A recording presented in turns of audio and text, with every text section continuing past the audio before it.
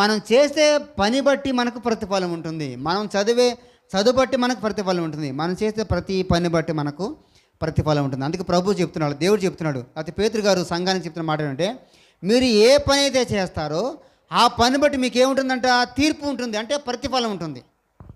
అవి మంచివైనా చెడ్డవైనా సరే ప్రతివాడు వాడు చేస్తున్న క్రియలు బట్టి ప్రతిఫలము పొందబోయేటువంటి ఒక రోజు వస్తుంది. తప్పనిసరిగా వాటిని పొందుతాడు.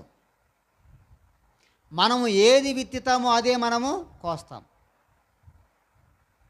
జాయిన్ చెట్టు వేసిన తర్వాత ఏం కాదు, మొడకాయ కాద్దా? మొడకాయ విత్తనం వేస్తే జాంకాయ కాద్దా? కాదు, కాయదు. ఎందుకని? జాయిన్ చెట్టుకి జాంకాయలు కాస్తాయి, మామిడి చెట్టుకి మామిడికాయలు కాస్తాయి. ఈ మధ్యన పాట పాడుతున్నారు మనకు తెలియనట్టు కొత్తగా.